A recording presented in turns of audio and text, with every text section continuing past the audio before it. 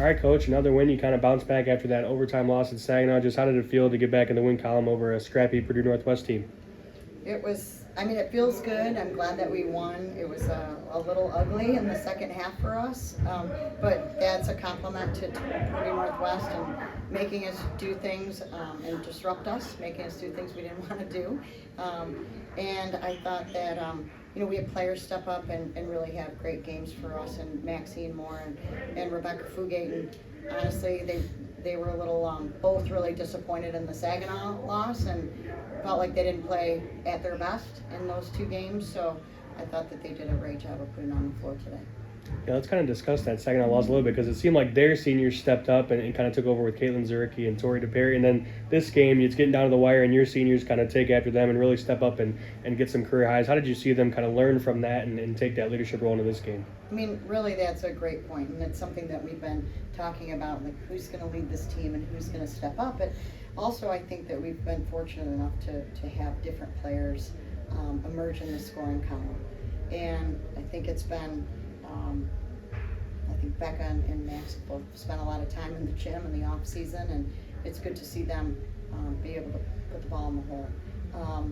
There's definitely some things we need to clean up defensively and kind of let them slip. So every time we've ever played Purdue Northwest, it's never been easy. That's for sure. And I think we're probably two opponents that split most of the time. So they definitely did a great job of getting the ball inside and really attacking the basket. And I thought they made some good adjustments on us as well. So glad to get the win though. Yeah, just one adjustment I saw they made is give it to big number 40 in the middle. What did they change at half, and what kind of problems did she pose down low for you guys? Really in the third quarter, most of the fourth too. Really, she really became a focus to their offense, and they predominantly run their offense through their two top scoring guards in number 15 and number 32. They're both in the top 5, if not maybe top 6 in the GLIAC in scoring.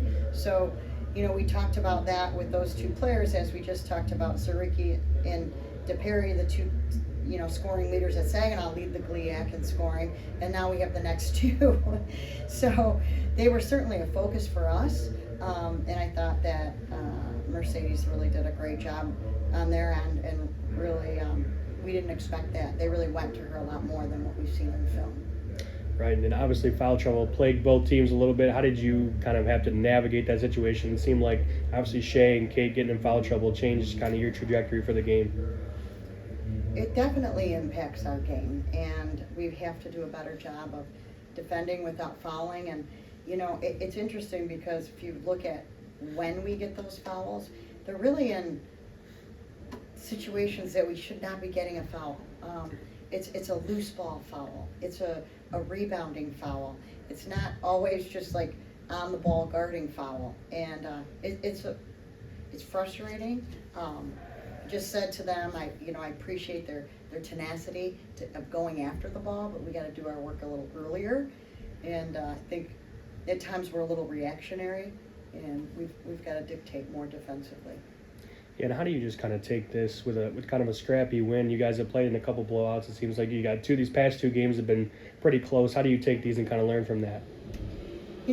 I think every game we play in the GLIAC is, it's not going to be easy, especially with a lack of experience this year. I think we have solid players, and I love the way that they're playing together, but they do lack some experience.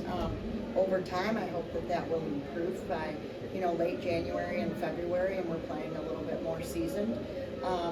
So I think today was an example, and even last week was an example of a, kind of lack of experience in those tight games or close games or against teams that are going to make a run. Lastly, I think that, you're never really safe in the GLIAC, so you can be up 18 or you can be down 18, and it's still going to be a game at the end. And I'm glad we got this one, but we really need to move on and start thinking about Parkside, who's going to be a really tough offensive team as well.